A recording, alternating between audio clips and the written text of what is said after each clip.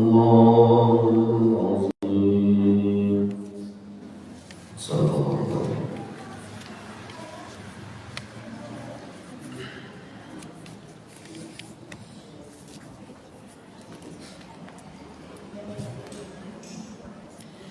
Bismillahirrahmanirrahim. Alhamdulillahirabbil alamin wa bihi nasta'in ala umuri dunya wad din. Asyhadu an la ilaha illallah wahdahu la syarika lah wa asyhadu anna Muhammadan 'abduhu wa rasuluh sallallahu alaihi wasallam la nabiyya ba'da amma ba'd. Alhamdulillah, pagi ini dengan Allah Subhanahu wa taala, rahmat hidayah dan kasih sayang Allah Subhanahu wa taala masih curahkan kepada kita semua. Kita berharap semua ini tetap kita pergunakan dengan semaksimal mungkin. Salawat dan salam kepada Rasulullah sallallahu alaihi wasallam. Allahumma shalli ala Muhammad wa ala ali Muhammad. Yang saya hormati Ustaz Haji Hidayatullah MA, yang insyaallah akan memberikan kajian kita tentang akhlakul karimah pada pagi hari ini. Seterusnya Bapak dan Ibu, kaum muslimin dan kaum muslimat, karyawan Majelis Islam Muslimin Ibu rahmatullah. Tawari Bapak Ibu, kajian kita pagi ini dengan sama-sama baca Bismillahirrahmanirrahim supaya kita berdiam berdoa kepada Allah Subhanahu wa taala.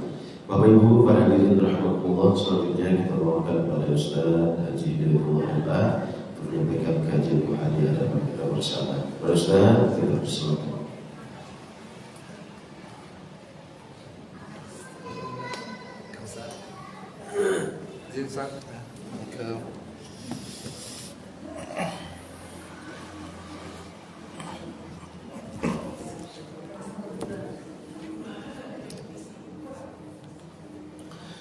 Bismillahirrahmanirrahim. Assalamualaikum warahmatullahi wabarakatuh.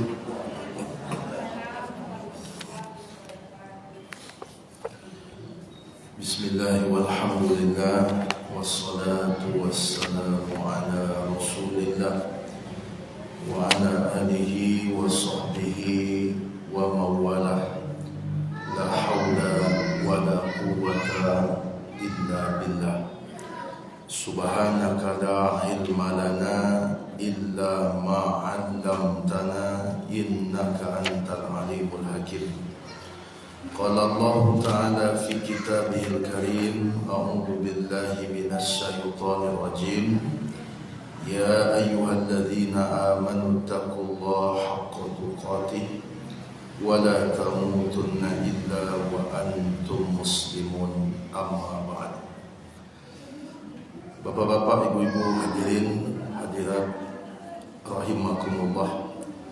Bapak Ibu para pegawai, karyawan karyawati, termasuk juga Bapak Ibu pensiunan di lingkungan Rumah Sakit Islam Ibnu Sina Bukit Tinggi yang sudah hadir dalam kajian duha pada pagi hari ini di hari Selasa bertepatan dengan 10 Oktober tahun 2023. Mudah-mudahan pertemuan kita pagi ini diberkahi oleh Allah. Allah berikan kita ilmu yang berfaedah. Amin ya rabbal alamin. Bersyukur kepada Allah dengan mengucapkan alhamdulillahi rabbil alamin. Bersalawat kita kepada Rasulullah Nabiyina wa Habibina Muhammad sallallahu alaihi wasallam. Allahumma salli ala Muhammad wa ala alihi wa sahbihi wa sallim. Bapak-bapak, ibu-ibu, hadirin hadirat kaum muslimin, kaum muslimat, saudara-saudari rahimakumullah. Dalam kajian akhlak dan adab sehari-hari, pada pagi ini Bapak Ibu kita akan mengambil pelajaran tentang bagaimana cara menegur kesalahan yang Allah ajarkan kepada kita di dalam surat Abasa. Bapak Ibu sekalian rahimakumullah, salah satu sifat kita sebagai manusia bahwasanya kita manusia tidak luput dari kesalahan, tidak luput dari kekurangan. Tidak ada kita yang sempurna. Sekalipun ada lagunya, Bu, ya, kau begitu sempurna, itu cuma lagu saja. Dalam dunia nyata tidak ada kesempurnaan itu. Kita makhluk tidak sempurna. Bagaimanapun kita ingin sempurna, tetap saja kita tidak akan pernah sempurna.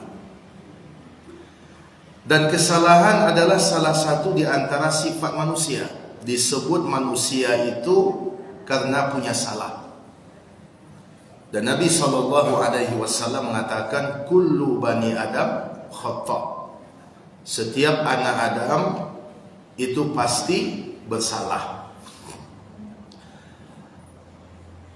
Dan sebenarnya ada hikmah ketika Allah menjadikan manusia itu bersalah. Ada hikmahnya, Bapak Ibu. Apa hikmahnya? Apa hikmah ketika anak Adam, manusia itu bersalah? Apa hikmahnya? Hikmah yang pertama, Allah menginginkan kita bertaubat. Dan Allah suka dengan orang yang bertaubat. Sebagaimana Allah Subhanahu wa taala mengatakan, innallaha yuhibbut tawwabin wa yuhibbul mutatahhirin. Sesungguhnya Allah mencintai orang-orang yang bertaubat dan Allah mencintai orang-orang yang membersihkan dirinya. Jadi ada hikmahnya, Bapak Ibu. Manusia itu berbuat salah, ada hikmahnya. Apa hikmahnya? Pertama, Allah ingin manusia itu bertaubat. Allah suka dengan manusia yang bertaubat. Kemudian yang kedua, Allah ingin membuka peluang amal bagi sebagian yang lain. Ketika ada yang salah, itu terbuka peluang amal bagi yang lain. Apa peluang amalnya, Bapak Ibu? Meluruskan, menegur, itu peluang amal. Karena itu kalau kita salah, kawan yang baik itu bukan membiarkan, tapi kawan yang baik itu adalah meluruskan. Karena itu dalam pepatah Arab disebutkan sadiqoka, kawanmu man sodakoka, la man sodakoka. Kawanmu adalah orang yang membenarkanmu, bukan orang yang membenar-benarkan kamu. Bisa tidak kira-kira membedakannya, Pak Ibu? Berbeda tidak yang membenarkan dengan yang membenar-benarkan? Beda atau tidak? Beda. Kalau yang membenarkan bagaimana? Kalau kita salah, diluruskannya, itu membenarkan. Kalau membenar-benarkan bagaimana, Bu? Nah, awak dah salah, Pak, mantap ni gitu. Tidak begitu. Mantap. Lah jadi awak lampir masuk dalam jurang, awak dah aman. Jadi kawan yang baik itu bukan kawan yang selalu membenarkan kita. Kalau kita benar, dibenarkan. Kalau kita keliru, dia kembalikan kita ke jalan yang benar. Jadi ada hikmah ketika ada nampak hal yang salah di depan kita, ada hikmahnya. Apa hikmahnya? Membuka peluang amal, tak buka peluang pahala di situ. Bukankah Nabi SAW mengatakan, man ra'a minkum munkaran falyughayyirhu biyadihi, fa in lam yastati' fa bilisanihi, fa in lam yastati' fa biqalbihi, wa dzalika ad'aful iman. Siapa orang di antara kamu yang melihat kemungkaran, maka hendaklah dia mencegah kemungkaran itu dengan apa? Dia ubah kemungkaran itu dengan apa? Dengan kekuasaannya. Makanya orang yang punya kekuasaan itu paling tinggi tingkat kewajibannya. Makanya orang melihat kemungkaran, dia punya kuasa, tapi dia diam saja. Berat nanti tanggung jawabnya di akhirat. Nah, seandainya kita tidak punya kuasa, masih ada tuntutan berikutnya. Apa tuntutan berikutnya? Fa in lam yastati' fa bilisani, maka hendaklah dia mencoba untuk mengubah dengan apa? Dengan lidah, ngomong. Jadi kalau kita melihat kemungkaran, jangan diam saja. Di sinilah porsinya para ustaz, para dai, para mubalik, termasuk kita, Bapak Ibu, sesuai dengan kemampuan kita. Jadi kadang-kadang ada orang yang ngomong seperti ini, Ustaz-ustaz kau mengecek saya dan pandai. Memang ia yang mengecek saya dan pandai. Itu kemangannya lain. Nyo tak punya tanda tangan tak. Nyo tak punya kuasa. Dek kerana nyo mengecek dan pandai, maka nyo mengecek saya. Kan banyak kita dengar seperti itu Pak Ibu. Ustaz-ustaz kau MUI kau mengecek saya dan pandai. Memang ia mengecek saya dan pandai. Karena memang itu yang ada. Nah, seandainya tidak bisa juga menyampaikan, masih ada tuntutan berikutnya. Fa in lam yastati' fa biqalbi. Apabila tidak mampu juga dengan lisan, maka hendaklah dengan hati. Apa makna dengan hati? Ada rasa tidak suka, kemudian doakan. Wa dzalika adhaful iman, dan itu adalah selemah-lemah iman. Jadi dengan adanya suatu hal yang salah, maka terbuka peluang amal Bapak Ibu. Apa peluang amal? Peluang amalnya adalah amar ma'ruf nahi munkar. Kita berusaha untuk mencegah, kita berusaha untuk menegur. Karena itu ketika seseorang melihat kekeliruan di hadapannya, ketika seseorang melihat kesalahan di depan matanya, maka ada dua sikap yang keliru. Apa itu? Yang pertama adalah dia mendiamkannya. Nampak dia salah, nyuan yang seh.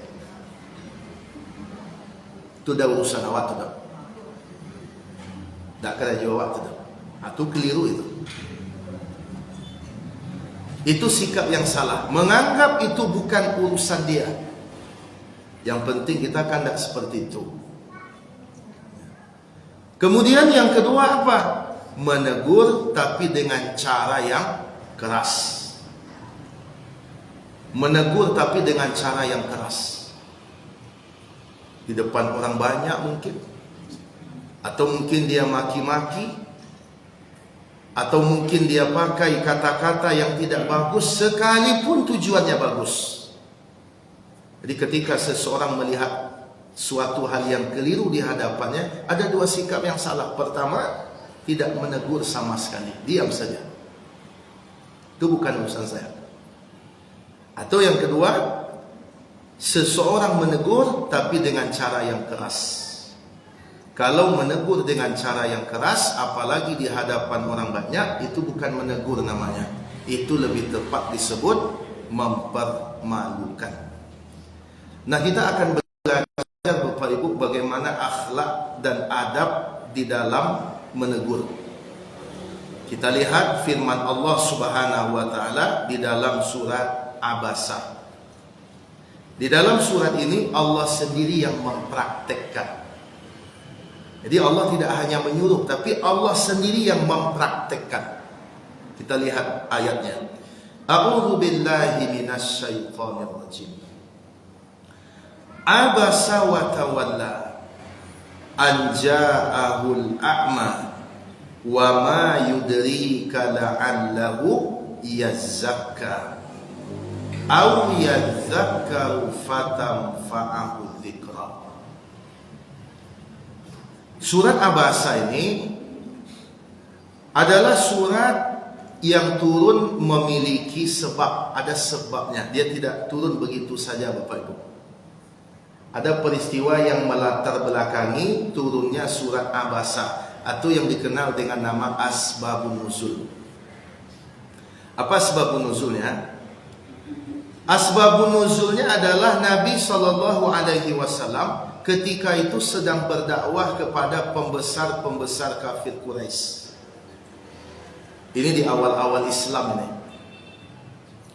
Nabi sedang berdakwah kepada pembesar-pembesar kafir Quraisy. Di antara mereka ada Abu Jahal, ada Umayyah bin Khalaf, ada Ubay bin Khalaf, ada Utbah bin Rabi'ah. Mereka ini orang-orang hebat, mereka ini orang-orang penting. Mereka ini punya pengaruh Bapak Ibu. Kalau ibarat di sebuah instansi, aku pucuk-pucuk pimpinannya kok. Ini orang-orang berpengaruh yang berempat nih. Sehingga Nabi ingin sekali mereka itu masuk Islam. Ingin sekali Nabi mereka masuk Islam. Kenapa Nabi ingin mereka masuk Islam? Sebab mereka besar pengaruhnya. Kalau mereka masuk Islam, maka yang di bawah-bawah mereka itu akan mudah untuk masuk Islam. Pengaruh orang di atas itu tinggi, Bapak Ibu. Pengaruh yang di atas itu tinggi. Tengoklah Bapak Ibu. Kalau ada wirid-wirid, kalau diumumkan oleh panitia, belum tentu orang cepat datang. Tapi coba yang mengumumkan itu direktur, Bu. Pai lalai, oh tiba orang langsung tu. Ya Pak. Gak ada pengaruhnya itu. Yang masih di ruangan keluar lagi, oh langsung capek tu. Tapi kalau Ustaz Embut mengumumkan, lambat tiba itu. Itu pengaruh pimpinan itu luar biasanya. Saya tidak menyindir, cuma menyinggung saja.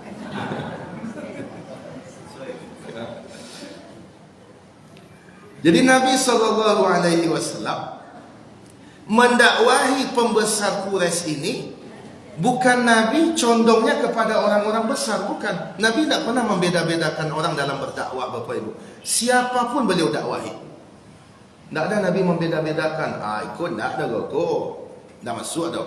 Aku nak kadang. Tak ada Nabi model tu. Cuma Nabi memberikan porsi kepada pembesar itu tujuannya apa? Supaya dakwah itu menjadi efektif dan efisien. Jadi kalau masuk Islam yang berempat ni jangan berempat. Bertiga sajalah atau berdua atau satu. Oh ini pengaruhnya dahsyat ni. Maka didakwahi oleh Nabi SAW. Ketika Nabi sedang mendakwahi mereka, Nabi sedang fokus, tiba-tiba datang seorang sahabat yang buta yang bernama Abdullah bin Umi Maktum. Datang sahabat buta. Ini sudah masuk Islam nih. Sudah Islam nih sahabat nih. Adapun yang empat ini belum Islam. Ketika Nabi sedang berdakwah kepada orang yang berempat ini, tiba-tiba datang seorang sahabat buta yang bernama Abdullah bin Umi Maktum. Dia tidak tahu Nabi sedang berurusan. Tiba-tiba dia datang kepada Nabi, kemudian berkata, "Ya Rasulullah, arsidni." Wahai Rasulullah, beri petunjuk kepada aku. Beri ilmu kepada aku, ajarkan aku. Nabi terganggu, Bapak Ibu. Nabi sedang fokus dengan pembesar-pembesar, tiba-tiba datanglah seorang sahabat buta, buyar konsentrasi beliau. Maka beliau pun kesal kepada Abdullah bin Umi Maktum. Beliau kesal. Bagaimana bentuk kekesalan beliau? Ini hebatnya. Kekesalan beliau itu sebenarnya masih dalam tahap yang wajar. Bagaimana bentuk kesal Nabi? Nabi cemberut kepadanya. Nabi memalingkan wajah darinya. Coba, dua bentuk kekesalan Nabi. Pertama, cemberut. Nabi cemberut ke orang buta. Orang buta tahu tak Bapak Ibu cemberut kepada dia? Tidak tahu. Nabi memalingkan wajah darinya. Dia tahu tak? Tidak tahu juga. Maka Allah turunkan surat ini. Seandainya Nabi bukan orang yang amanah, Nabi bukan orang yang amanah, ayat ini tidak akan berjumpa oleh kita hari ini. Surat ini akan ketemu. Kenapa? Siapa yang tahu surat ini terjadi? Abdullah bin Umi Maktum pun tidak tahu Nabi cemberut kepadanya karena dia buta. Abdullah bin Umi Maktum pun tidak tahu Nabi memalingkan wajah darinya karena dia tidak bisa melihat. Tapi amanahnya Nabi luar biasa, Pak Ibu. Sekalipun ayat itu berisi teguran kepada beliau, beliau tetap menyampaikan ayat itu sehingga hari ini sampailah ayat itu kepada kita. Ini amanahnya Nabi, luar biasa. Karena itu sifat yang mustahil bagi Nabi, salah satunya apa? Kitman. Apa itu kitman? Menyembunyikan. Apa yang Allah turunkan kepada beliau, beliau sampaikan ke kita. Tidak ada beliau korupsi. Disampaikan oleh Allah 115 surat, 114 yang beliau sampaikan. Yang satu beliau suruhkan, tidak ada seperti itu. Jangankan satu surat, satu ayat pun tidak. Jangankan satu ayat, satu kata pun tidak. Jangankan satu kata, satu huruf pun tidak. Itulah sifat amanah Nabi SAW. Model itu Nabi amanah, Bapak Ibu. Masa kita tidak akan percaya dengan beliau? Ketika beliau cerita tentang neraka, masa kita tidak percaya bahwa neraka memang seperti itu? Ketika Nabi cerita tentang surga, masa kita tidak percaya bahwa surga memang seperti itu? Kenapa kita harus percaya kepada beliau? Karena beliau adalah orang yang amanah. Nah, karena Nabi bermuka masam, kemudian Nabi memalingkan wajah, maka turunlah surat ini sebagai teguran kepada beliau. Abasa wa tawalla. Abasa itu artinya cemberut, membudui. Membudui itu bahasa Indonesianya membudut ya. Itu Minang Indonesia kan. Cemberut. Abasa wa tawalla, dia bermuka masam.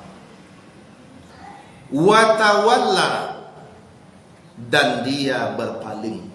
Bagaimana cara Allah menegur Nabi? Ini yang perlu kita terapkan dalam kehidupan kita sehari-hari. Allah menegur Nabinya, Allah bisa langsung menegur Nabi. Dia bermuka masam, dia berpaling. Allah menggunakan kata-kata dia. Dia itu kata ganti orang ketiga, Bapak Ibu. Saya sebagai yang berbicara, ini orang pertama. Bapak Ibu sebagai objek dalam berbicara, sebagai lawan di dalam berbicara langsung, ini namanya orang kedua. Orang yang sedang kita bicarakan tidak ada di sini, tapi kita sedang membicarakan dia, itu namanya orang ketiga. Saya, ini kata gantinya saya. Kemudian Bapak Ibu kata gantinya antum ya, atau kamu semua. Adapun orang yang dibicarakan itu kata gantinya dia. Dia ini tidak ada di tempat. Tengoklah bagaimana Allah menegur nabinya. Dia bermuka masam, dia berpaling. Padahal Allah sedang menegur Nabi. Sebenarnya lebih tepat mengatakan kamu bermuka masam, kamu berpaling. Langsung Nabi ditegur. Abasta wa tawallaita. Wahai Muhammad, kamu bermuka masam, kamu berpaling. Tapi Allah seolah-olah sedang menegur yang lain. Padahal Allah sedang menegur Nabi. Apa pelajaran bagi kita, Bapak Ibu? Kalau kita menegur orang, jangan langsung. Kita menegur orang seolah-olah kita bawa kita menegur yang lain. Contoh, Bapak Ibu, saya lagi ceramah. Kemudian ketika ceramah nampaklah bapak-bapak dari awal sibuk aja main HP, Bu. Dari awal sibuk aja dengan HP. Kemudian saya katakan, Pak, mohon maaf Pak, saya tadi lihat Bapak main HP aja nih. Bapak kalau tidak mau nyimak, silakan Bapak keluar. Itu pedih rasanya tuh, Bu. Lebih baik cara menegurnya tuh pakai bahasa lain. Saya pernah ngaji di suatu masjid. Kemudian ada ibu-ibu bertanya, Ustaz, bagaimana cara mengurangi anak-anak sekarang kecanduan main HP? Saya jawab, bukan anak-anak saja yang kecanduan main HP. Bapak anak-anak pun banyak yang kecanduan main HP. Itu bapak yang sedang main HP, Pak, pasti terkejut ya tuh, Pak. Pasti terkejut tuh. Jadi kalau kita bisa menegur tidak langsung, maka menegurlah dengan tidak langsung. Sama dengan kita di grup WA nih Pak Ibu. Di grup WA itu sebenarnya kan adalah bentuk lain kita sedang ngumpul-ngumpul itu. Kita sedang ngumpul-ngumpul. Grup WA itu kan macam-macam karakter orang di situ. Ada yang hobi setiap hari ngirim, Bu. Pokoknya kirim, entah apa-apa kirim semuanya. Entah apa dia dapat Pak kirim. Dianya belum pernah baca lagi, sudah dikirimnya Pak. Dapat dia video dari orang lain, dia sendiri belum tonton, dikirimnya tuh. Akhirnya heboh orang di grup tuh. Apa ibu kirim kok? Memang apa bicanya? Banyak model tuh, Bu. Ada enggak seperti itu, Bu? Di semangat share-nya ini luar biasa, Bu. Inyo silun mencari lah dah. Kemudian langsung aja kirim kurang. Heboh orang lainnya. Ada tipe orang model tuh. Setiap hari share taruh.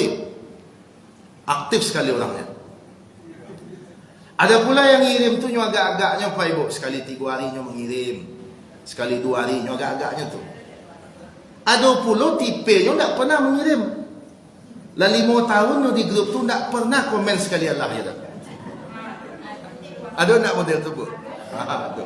Aku mau pasangan kalau ada yang model tu, komentar lo gak sekali-sekali supaya orang tahu ibu masih duit gitu.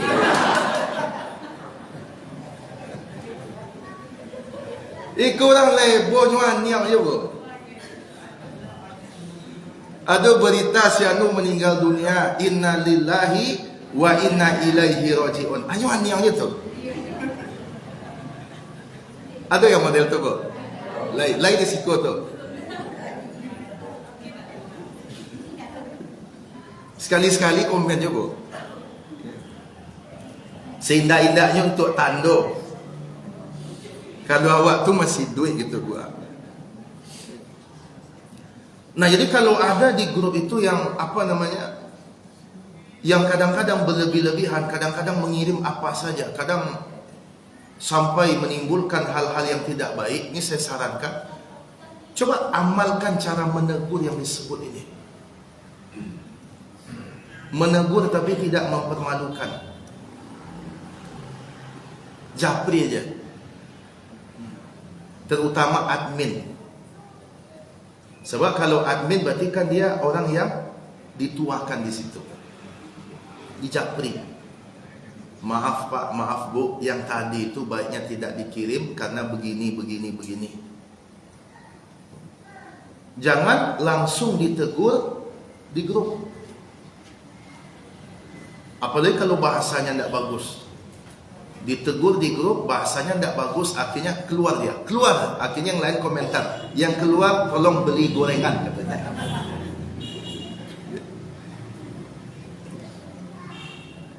Jadi Bapak Ibu sekalian rahimakumullah, lihatlah bagaimana Allah menegur nabinya.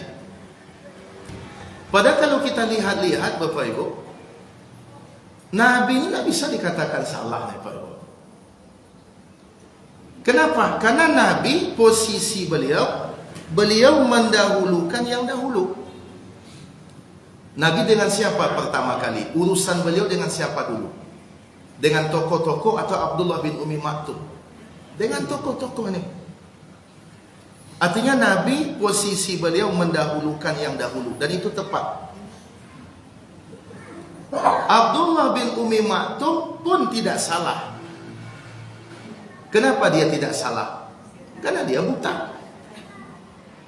Jadi tidak ada yang salah sebenarnya.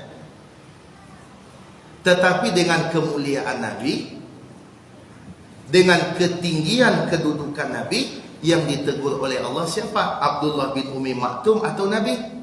Nabi. Dan teguran itu bukan tanda benci, tapi teguran itu adalah tanda sayang. Ini konsep berikutnya.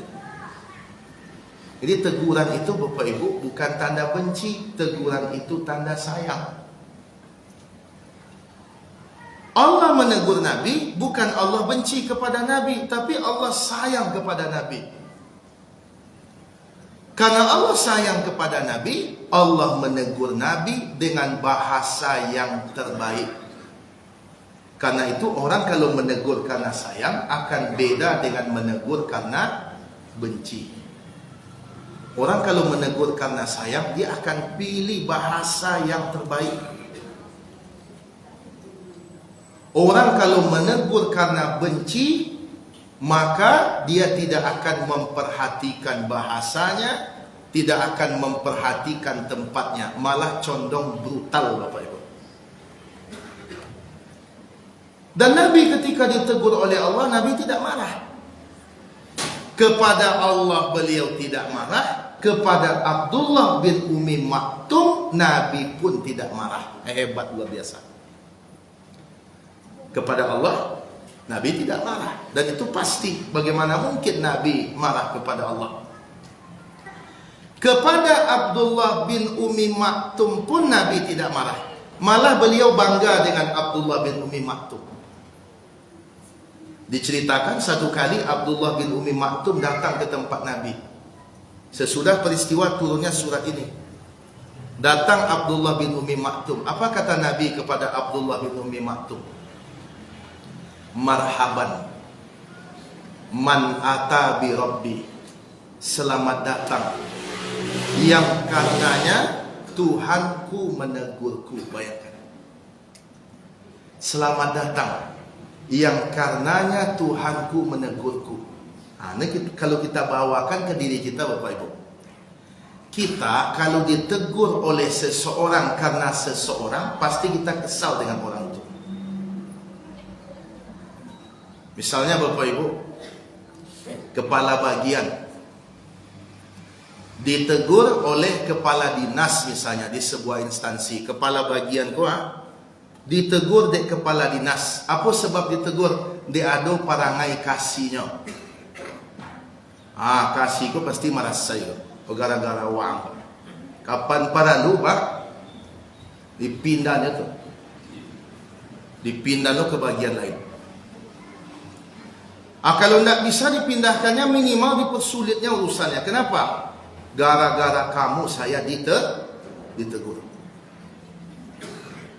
Tapi lihatlah Nabi. Nabi ditegur gara-gara Abdullah bin Umi Maktum. Ternyata Nabi tidak marah kepada Abdullah bin Umi Maktum. Malah Nabi tambah senang kepadanya.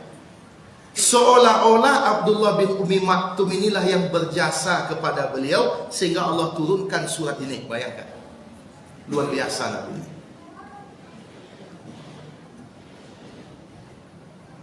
Di sini pelajaran bagi kita bahwa orang yang menegur, pakailah cara yang terbaik. Pakai cara terbaik. Jangan salah tidak ditegur. Dan jangan menegur dengan cara yang kasar. Ini perlu kita sampaikan ini. Termasuk bapak-bapak di masjid kita ini mungkin terjadi juga nih Pak.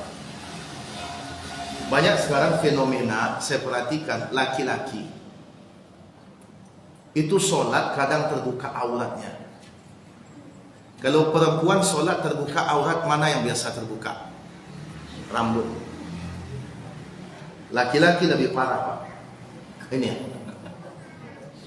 banyak sekarang laki-laki yang ketika sholat terbuka bagian belakang, bajunya pas-pasan, sarawanya lepis,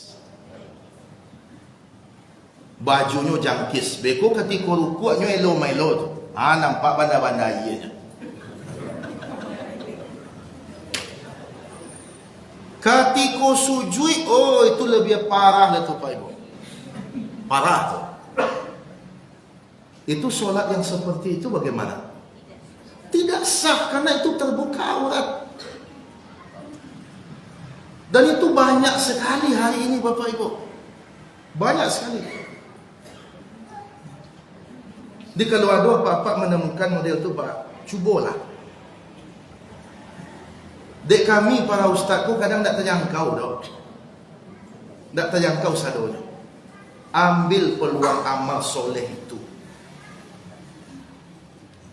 Ambil peluang amal soleh itu. Kasihan kita. Sudah letih, sudah capek dia solat, ternyata solatnya tidak sah. Karena menutup aurat adalah salah satu syarat sah solat. Menutup aurat adalah salah satu syarat sah solat. Cuma mainnya elok-elok. Yang selesainya solat, pak, tak sah dapat nampak ciri. Itu ngamuk je pak. Model tu cara mainnya, tentu ngamuknya. Kadang-kadang setiap orang pun punya cara menegur masing-masing Bapak Ibu. Malah ada orang pun cara menegurnya di sana hati dulu. Awak kenal-kenal tanggung dia. Ndak kenal lagi kenal. Tapi kenal mana ndak lah. Itu cara menegurnya pak, sana hati dulu. Kapan paradu pak, ajak makan siang dulu pak. Ajak makan siang. Selesainya makan siang, apa saya minum ya? Jus lah cik, pasan jus. Ala bercindaonya pak baru mulai. Ada cerita cik pak. Ada cerita cik. Tapi jangan berang pak nak. Kalau model itu cara kira-kira berang tak kira-kira je tu pak?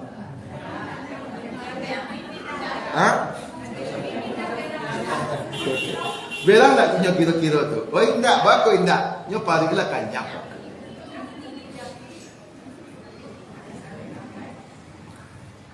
Berkorban awak 20,000 nasi tambah 10,000 untuk jus. Tapi awak dapat pahala yang gadang. Luar biasa tu.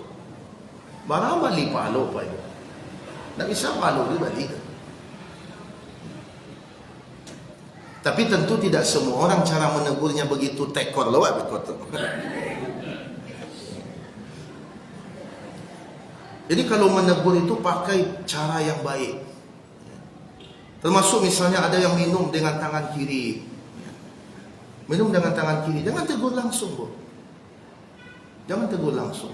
Itu salah. Cari waktu yang pas. Jangan ketika dia minum tangan kiri, tu minum tangan kiri, setan tu minum. Tu enggak mau, ada yang dicek setan je. Dia minum dengan tangan kiri. Nampak oleh kita. Kita mendiamkan, bukan membenarkan, tapi kita mencari waktu yang pas. Cari waktu yang pas. Dan jangan menegur di hadapan orang banyak. Jangan menegur di hadapan orang banyak. Lihatlah bagaimana Allah menegur nabinya, tapi seperti Allah menegur yang lain. Seperti Allah menegur yang lain. Padahal yang ditegur ada di depan. Luar biasa. Bayangkan Allah saja punya adab menegur, apalagi kita Bapak Ibu. Ini Allah menegur makhluknya nih, menegur hambanya. Allah pilih bahasa yang baik. Karena itu berupaya Bapak Ibu sekalian. Maka jangan terburu-buru mengatakan ketika ada orang salah kemudian kita tegur, kemudian dia marah, kemudian kita katakan pajamang kareti itu. Bisa jadi bukan hatinya yang keras, tapi bahasa kita yang tidak pas. Bahasa kita yang tidak pas, atau waktunya yang tidak pas, sehingga tidak masuk. Jadi menegur ini memang punya seni tersendiri Bapak Ibu. Lihatlah bagaimana Allah menegur nabinya. Abasa wa tawalla. Dia bermuka masam. Nah, berarti di sini juga adab diajarkan oleh Allah, tidak boleh bermuka masam. Ada satu amalan yang mudah Bapak Ibu, gratis. Apa? Senyum. Nabi malah mengatakan, la tahkiranna minal ma'rufi syai'an walau an talqa akhaka biwajhin taliq.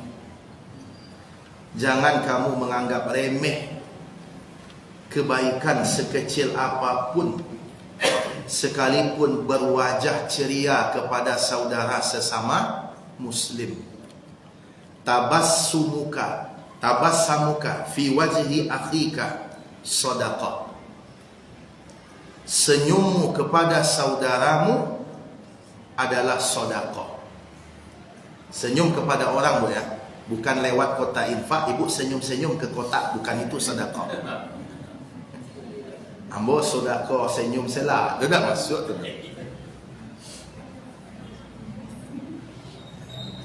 Dan senyum itu sebahagian dari obat. Apalagi ibu-ibu apa-apa yang setiap hari berkutat dengan pasien. Senyum itulah jadi ubat tu. Nyo sakit tiba kemari tu senyum wak kenyo. Itulah mulai buat kurang penyakitnya tu. Tapi nyo sakit tu membudui wak kenyo, buat tambah sakitnya tu. Bertambah sakitnya tu.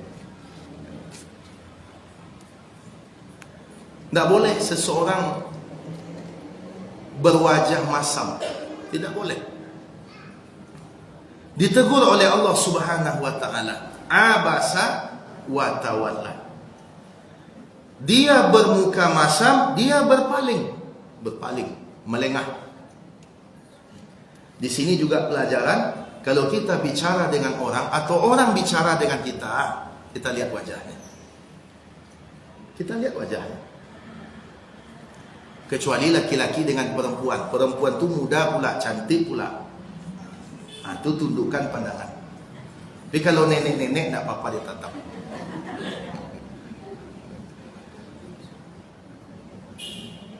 Jadi kalau kita bicara dengan seseorang, itu hadapkan wajah kita kepadanya. Jangan kita ngobrol dengan seseorang sementara awak sibuk jual pay. Awak ngecek dia tapi awak jual pay je. Termasuk bertanya Pak Ibu. Bertanya begitu juga. Kita bertanya, hadapkan wajah kita. Dia menjawab pertanyaan kita, kita tengok pula wajahnya. Awak bertanya, tu dijawabnya. Saat inyo menjawab tu, nampakkan keseriusan kita menyimak jawabannya. Saya pernah punya pengalaman Bapak Ibu. Ada 2 kali. Ada 2 kali apa kau bertanya, sudah nyo bertanya, saat ambo menjawab nyo keluar. Pulangnya. Iya. Kemudian bulan berikutnya nyo bertanya lo lihat, sedang mengecek awak, nyo pulang lo. Bulan berikutnya kejadian lo model tu, sedang bertanya nyo adun jawab aku cek ambo. Lek pak dangan jawab ambo sampai sudah kecek ambo. Sebab lambo tandai apa lo. Leka pak dangan jawaban ambo sampai sudah. Kalau ndak pak dangan jawaban ambo, percuma mau jawabnya. Ndak sopan. Jadi ayat ini luar biasa. Ini pengajaran adab yang luar biasa Pak. Boleh kalau mengecek jurang gadang Bapak Ibu, jurang tua. Dengan orang tua, kalau sudah orang tua, lepaskan ini sudah. HP kita berbunyi. Kita sedang ngomong dengan orang tua. Tidak ada yang lebih penting dibandingkan orang tua. Maka lihat bagaimana Allah mengatakan, bagaimana seseorang terhadap orang tuanya. Allah Subhanahu wa taala menyebutkan di dalam surat Al-Isra. Rangkaian ayat 23 itu, wa qadha rabbuka. Apa rangkaiannya? Waqfid lahuma janahadzulli minar rahmah. Rendahkan sayapmu. Apa maksudnya Bapak Ibu? Siapapun kita di luar, kalau sudah berhadapan dengan orang tua kita, kita bukan siapa-siapa. Oh, prof kita di luar, di hadapan orang tua bukan prof lagi. Oh, di luar kita seorang pejabat, itu di luar, tapi di depan orang tua kita, kita tetap seorang anak. Kadang banyak orang ngobrol dengan orang tuanya sambil mencari HP, sambil balas WA. Itu enggak adab Bapak Ibu, enggak adab. Luar biasa bagaimana Allah mengajarkan kepada nabinya, abasa wa tawalla. Kemudian ada adab berikutnya, anja'ahul a'ma. Ketika datang kepadanya seorang yang buta. Siapa yang datang kepada siapa Bapak Ibu? Siapa yang datang kepada siapa? Abdullah bin Umi Maktum datang kepada Nabi. Abdullah bin Ummi Maktum datang kepada Nabi. Untuk apa datang? Untuk belajar. Muridnya siapa? Abdullah bin Ummi Maktum. Gurunya siapa? Nabi. Apa pelajaran adab yang bisa kita ambil? Di dalam menuntut ilmu, adab itu adalah murid datang kepada guru, bukan guru datang kepada murid. Apalagi kalau di rumah, kalau di masjid itu lain cerita. Jadi kalau ada ibu-ibu, bapak-bapak yang mendatangkan guru ke rumah untuk ngajar anak, ngajar ngaji kah, ngajar mata pelajaran kah, sebenarnya itu bukan adab yang bagus.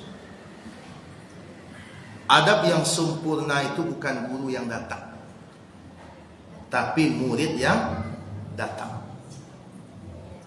Ilmu itu didatangi, bukan ilmu itu yang mendatangi.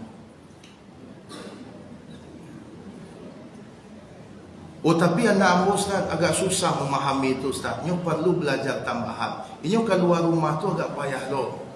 Dan guru ko lelo amo tibo ke rumahnya. Ini bukan bab halal haram, bukan. Ini adalah adab. Jadi kalau dikaji, berarti haram tu Ustaz anak ambo didatangi dek guru, bukan haram. Tapi adabnya, kalau ingin sempurna adabnya, bukan murid yang didatangi, tapi murid yang mendatangi.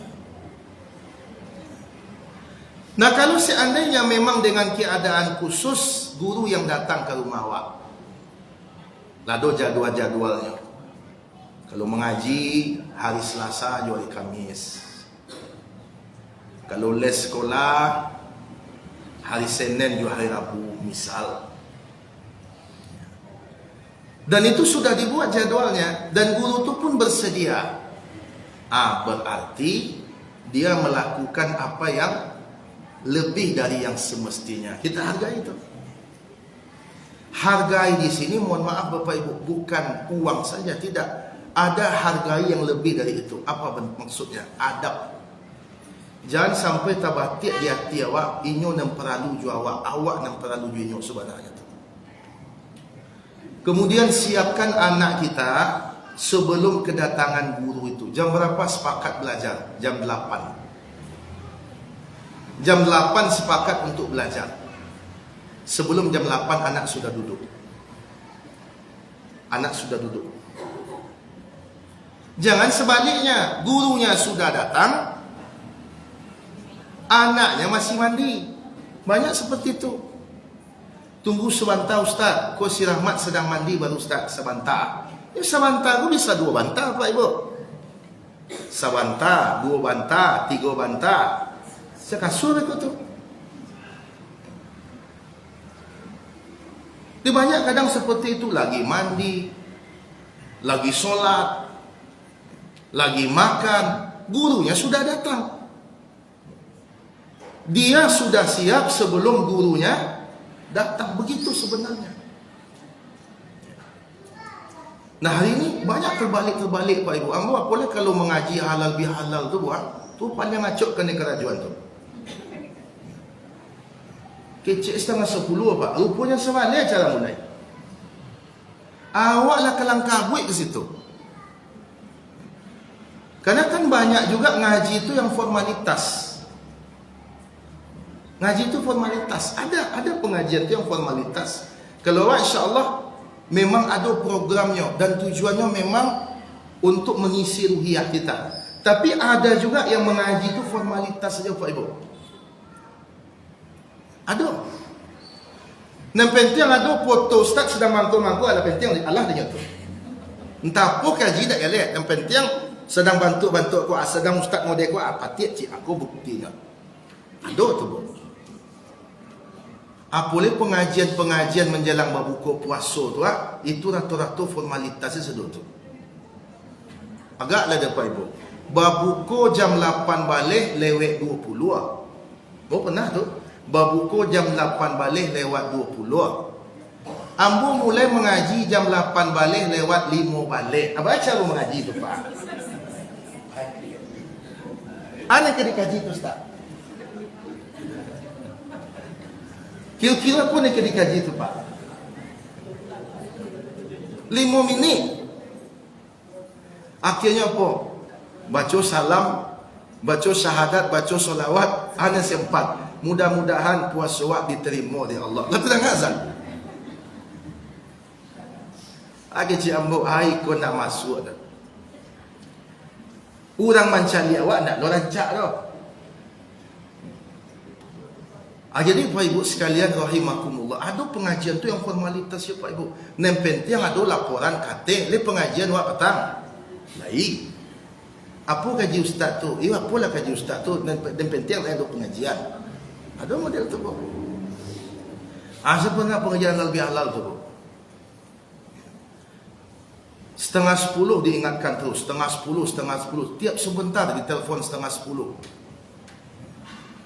Pakai surat juga 9:10. Tiba mau 9:10, alunado orang lain. Apa nama telefon pun alunado. Bayang betul. Dulu luat tiba pedenya. Jam 10 tu tiba apa? Ini capek Ustaz tiba. Ini tak capek tu Pak. Apa dan talek semua. Akhirnya apa? Ya, ketika itu Pak Ibu, di jalan ada banyak telefon masuk, ada chat segala macam. Saya manfaatkan untuk membalas itu. Setengah jam selesai. Sampai jam 9:30. Bayangkan 9:30 sudah sampai jam 11 ni. Alun you banyak nanti boleh Pak Ibu. Acara reuni kok. Reuni ni sebenarnya positif negatif Bu. Positifnya ada. Bisa jumpa dengan kawan-kawan lama. Tapi negatifnya tidak sedikit. Banyak perceraian sesudah reuni. Reuda tu berbayar kalau tak hati-hati. Bersebutlah udah reuni ke. Kan ada beritanya kemarin Bu. Di Padang, banyak perceraian ke pengadilan agama pasca reuni. Nampak mantan di situ. Awak sedang masalah lo, just rumah tangga awak. Hanya masalah lo, nyambung cerita kau Bu. Akhirnya terjadilah CLBK, cinta lama bersemi kembali. Nah, saya pernah ketika itu sudah jam 11 Bu, belum juga mulai lagi. Akhirnya 11:30 tidak kuat lagi Bu, bosan saya Bu. Sampai saya tanya, Pak, mohon maaf, jam berapa sebenarnya acara Pak? Ambo jam 9:30 lah tiba sikit Pak. Kinilah 1:30 balik. Jam berapa acara sebenarnya? Itulah Ustaz. Ku kesalahan teknis Ustaz. Kami ku dah jauh-jauh dah Ustaz. Ada di Pekanbaru, ada dari Rengat, ada dari... Itu kan dah urusan ambo sebenarnya Bu. Mu dari mana urusan ambo dah? Baik Ustaz, nampaknya acara awak diundur Ustaz. Sudah zuhur nampaknya Ustaz. Siapa macam tu? Berang boleh. Sudah zuhur 9:30 mau tiba Bu. Sudah zuhur mulai. Akhirnya apa? Keluarlah jurus sakti panitia ni Bu. Apa jurus saktinya? Nyo nak pitu Ustaz. Nyo bak kaji Ustaz juga. Awak harus sabar Ustaz. Itu jurus saktinya. Langsung Bu ipik dia Bu. Kok sabar Pak kaji, tahu dia mau sabar pada Pak semua. Nak barajam Bapak mengaji tentang sabar kecil. Itu babnya bukan bab sabar. Ini babnya adalah bab menghargai waktu dan menepati janji. Kesal Bapak Ibu. Dandam Ustaz ke Pak tu Ustaz dandam tak, tapi sakit hati yo. Ayah Bapak Ibu sekalian, itu banyak seperti itu. Jadi kalau ada ibu-ibu apa-apa mungkin rezekinya banyak sehingga awak mendatangkan guru-guru ke rumah awak. Kalau bisa jangan begitu. Tapi kalau memang ada kebutuhannya, memang guru yang kita minta datang, itu pesan saya. Tolong siapkan anak kita sebelum guru datang. Jangan sampai dia yang menunggu. Kau nak guru kadang-kadang ngatuk-ngatuk pintu di luar, pintu pagar. Tidak buka-bukaan loh. Padahal tu jadual lah, memanglah jadualnya kuat. Lah dikatuk-katuk indak yo. Kadang dika janji yang lalu kan. Itu tidak menghargai ilmu. Lihatlah bagaimana Abdullah bin Umi Maktum anja'ahul a'ma. Dia yang datang kepada Nabi. Bapak Ibu sekalian, ada dua tema berkaitan dengan adab hari ini. Pertama, bagaimana seni dalam menegur. Kemudian yang kedua, bagaimana menghargai ilmu. Mudah-mudahan bisa kita amalkan Bapak Ibu sekalian, dan bisa menjadi hal-hal yang akan menambah kebaikan untuk kita insyaAllah. Ada pertanyaan Bapak Ibu? Jam 9. Silakan. Waalaikumsalam warahmatullahi wabarakatuh. Bagaimana cara bawahan harta yang akan mengumumkan kepada atasan? Ya. Baik. Bagaimana cara bawahan dalam menegakkan amar ma'ruf nahi munkar, cara menegur atasan? Ini nampaknya dari hati pertanyaan ini nampaknya. Saya lihat mata beliau berbinar-binar. Ya, kalau dari atasan ke bawahan itu selesai masalah itu. Dari bawahan kepada atasan seperti apa? Artinya orang yang di atas kita. Itu tidak mungkin doa panggil Pak, sekolah Pak, entah Pak. Itu tidak mungkin. Kalau dari atasan bisa model itu. Saya ingin contohkan bagaimana cucu Nabi menegur orang yang salah berwuduk pada masa beliau. Bayangkan, Hasan dan Husain, cucu Nabi, dua orang anak kecil. Ada pada saat itu seorang yang telah berumur, katakanlah bapak-bapak, cara berwuduknya itu tidak beres. Maka bagaimana cara anak kecil ini meluruskan? Tidak mungkin, Pak, salah Pak, mangko cara Pak, itu tidak mungkin. Biko ya wele ko mau tentu dia macamnya. Apa ketika itu yang terjadi Bapak Ibu? Hasan berkata kepada Husain, wahai Husain, bagaimana kakek mengajarkan kita berwuduk? Ada kian bang. Bagaimana kakek mengajarkan kita berwuduk? Berwuduk kakek. Akhirnya berwuduklah Husain dengan cara wuduk yang diajarkan oleh Nabi. Nyodakian kapak tu. Akhirnya nampaklah oleh orang tua tu. Akhirnya kemudian dia ikuti cara berwuduk yang dia lihat itu. Ini bisa juga diterapkan Bapak Ibu. Artinya tidak lebih kepada ucapan, tapi lebih kepada perbuatan. Dan kalau kita ikuti dengan ucapan, tentu kadang-kadang perlu juga ditambahkan dengan ucapan. Cuma pilih bahasa yang paling bagus. Pak, mohon maaf Pak, kalau boleh saya mau menyampaikan usulan. Sebab bahasanya tentu sudah mendaki. Intinya apa? Saya yakin Bapak Ibu, kalau orang memahami teguran itu sebagai bentuk kasih sayang, dia akan mau terima. Dia akan mau terima. Tapi kalau orang memposisikan teguran itu sebagai bentuk kebencian, maka disitulah masalahnya. Teguran adalah bagian dari kasih sayang. Kenapa? Karena tidak seorang pun di antara kita yang sempurna. Tidak ada seorang pun. Ya. Begitu. Wallahu a'lam. Ya. Bu-ibu ada pertanyaan? Cukup ya? Baik, jam 9. Demikian, mudah-mudahan apa yang kita sampaikan dalam kajian duha ini menjadi ilmu yang manfaat bagi kita. Jazakumullah khairan katsira. Wassalamualaikum warahmatullahi wabarakatuh.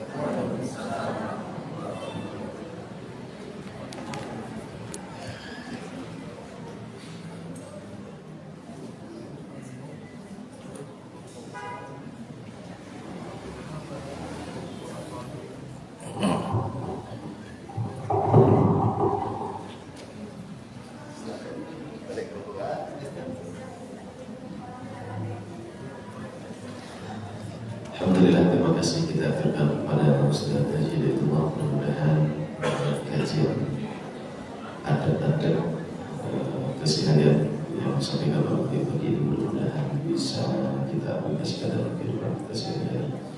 Demikian kajian kita. Subhanallah wa bihamdihi, asyhadu an la ilaha illa anta, astaghfiruka wa atubu ilaik. Assalamualaikum warahmatullahi wabarakatuh.